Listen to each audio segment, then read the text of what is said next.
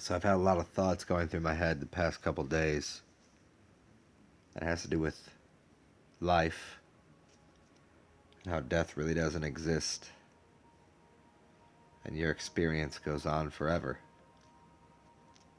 And what to do during your interactions with the seeming the the reality that seems to confront you, that is around you, that you participate in, that you swim in, that you observe, that you interact with. The people that are inside of, outside of, around your life, and things that seem to go away and vanish. The thoughts that were in your head yesterday that aren't in your head today. The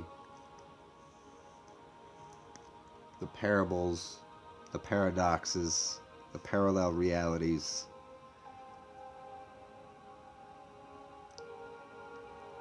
Man, there's so many things going on. It's a very strange state, set of circumstances, a position to be in. I've never had such a very calm, undiluted mind, but in the most absurd and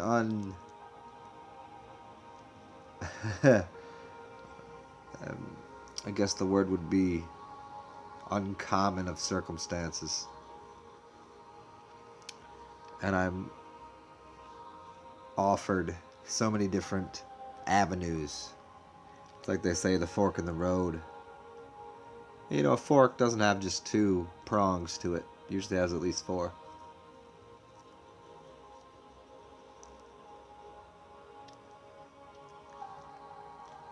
So there's these physical things that we deal with, these mental things, these ties, these anchors, these things that seem certain.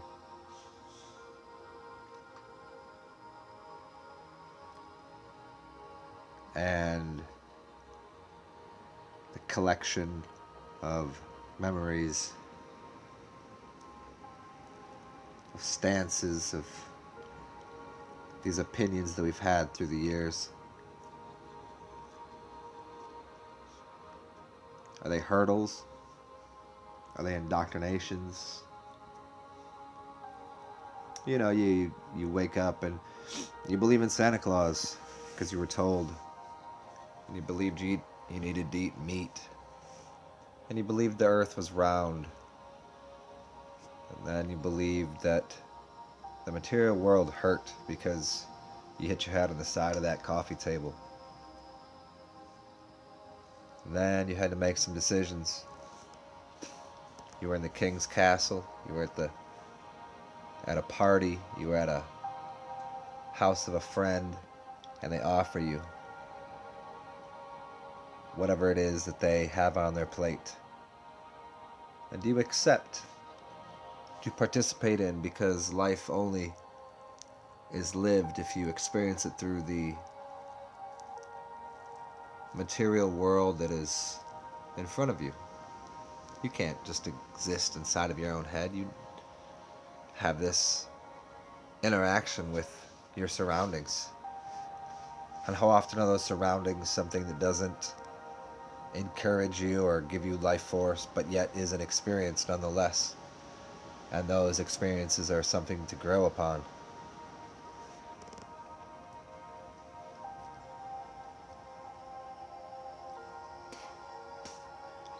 And how much could I say to 100 people or 2 people or 1,000 people if it would make any difference to anyone or add value? I've been asked to do different things in my life to seemingly increase the audience of the people that may listen to the interesting things that I might say. And I've also spoken to people that could care less about my opinion on things. But then I have to consider, well, what is the objective view? What is the subjective view? And I think we all do live in this reality together, this place, and there's something that we can all objectively see as some value of truth. Air, fire, earth, water. We can name them differently, but those seem to be something objective. I don't seem to be too subjective. But then we get outside of that, there seems to be more in the world that has an objective viewpoint. That there's something, there's some truth, there's some feeling, there's some, it's not to go all the way to the point of debauchery, it's not to go all the way to the point of hedonism, but there is a feeling, there's a general sense of something.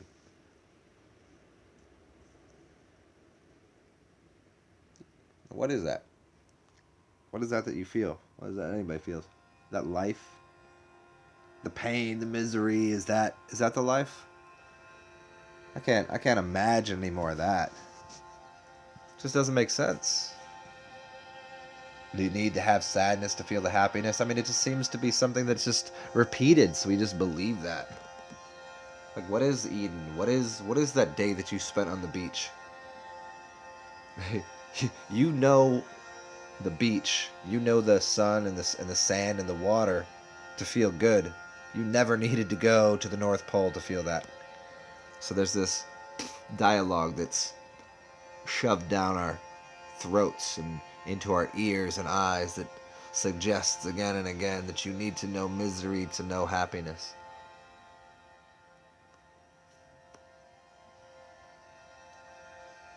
I don't know.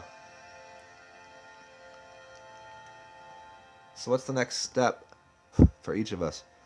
For the planet, for, you watch these news media outlets just spewing shit upon everyone. You listen to these doctors just, the filth, the fuckery, the fucking lies. Take these pills, it will heal you. And everybody's sitting there, their swamp of misery, their disgust, their despair, staring at the television at 3 a.m, hoping to get the fuck out of their misery, wanting to die but not knowing how to do it.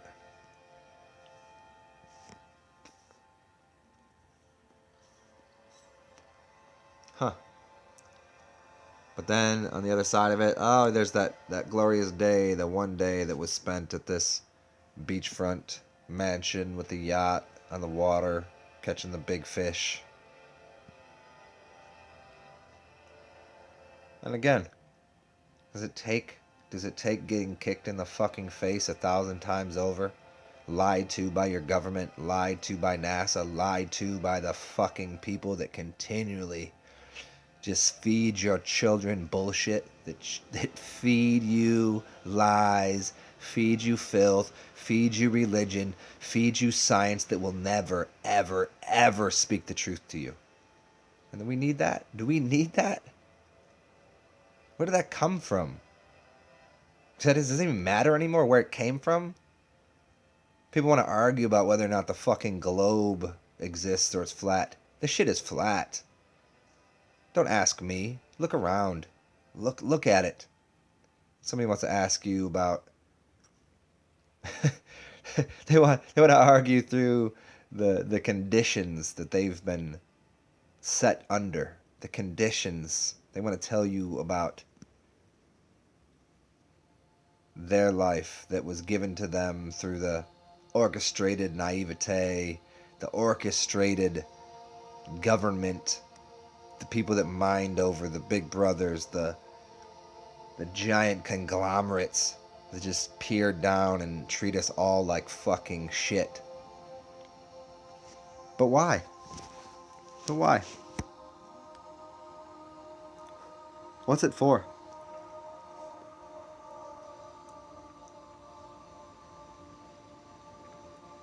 What are we supposed to get out of this experience? Yeah, I sit here and tell you about all this cool shit that I know. Hey, maybe I'm immortal. Maybe I have 6 lives that I live when I go to sleep. But this one seems to be important. It seems to be important for my friends. It seems to be important for my family. It seems to be important for the people that I don't even fucking know.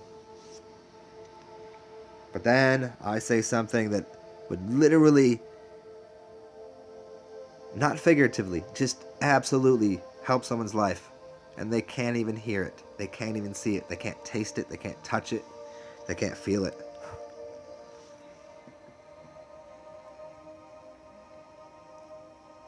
So why speak it? What's the use? What's the use? What's the use of all these videos? 100 people gonna listen? 1,000? Now I'm gonna go over and click on this other button and see 10 million people watching somebody fall down a flight of stairs and shit their pants, and people are showing you how to put fucking makeup on. It's Halloween every day around here. So, where are we? See, we've been given a map. We're continually given these maps to places. And the people that give us these maps, it's a faulty map. It's a faulty map of the earth. It's a faulty map of your consciousness. It's a faulty map of your life. And then we got people out here doing real work, exploring consciousness and just delivering it freely, unobstructed, truly just pouring it out. Can anybody hear it? Does anybody care? And even if they did, what are they going to do with it? What would you possibly do with everything that I've said? What would you do with what all these other teachers, these other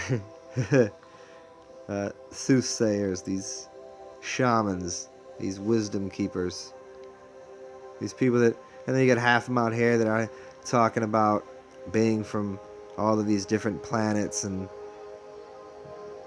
giving you these shiny trinkets and these objects, these material things to tell you this is how it is, and it's all so very bizarre.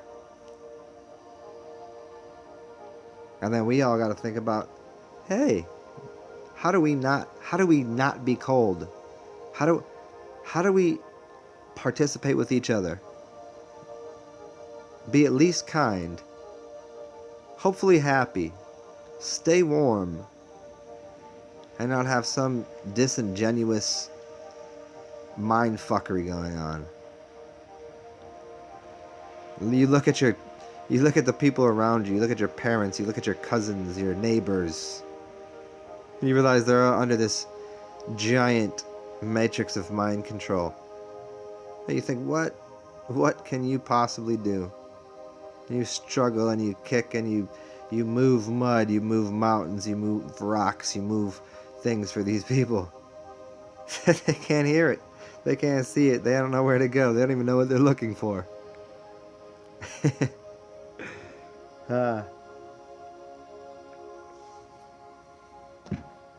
So what's next?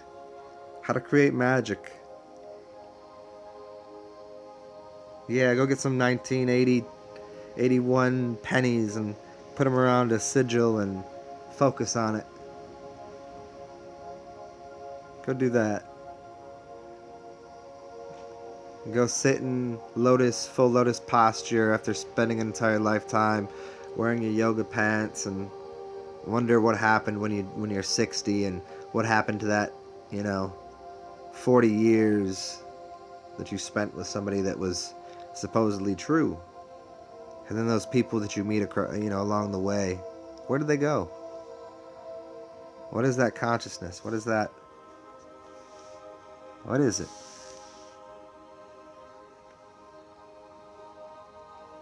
They're just swimming around in the sea, blindly, like a fish with no eyes. I mean, the fish had no brain to begin with. But shit, I feel like I have thumbs.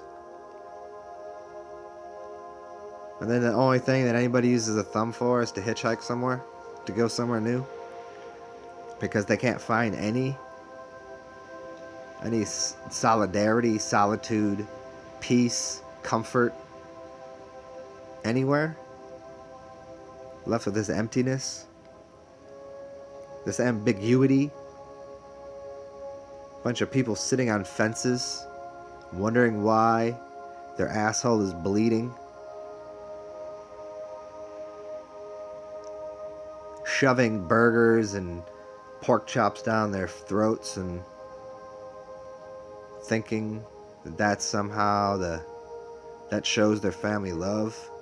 Feeding their family the death of a fucking animal. Going to work and slaving for some system. It's a bizarre existence. Look down upon this from another level. What do you see? What does anybody see? Is anybody even looking at it? Has anybody looked at this whole thing?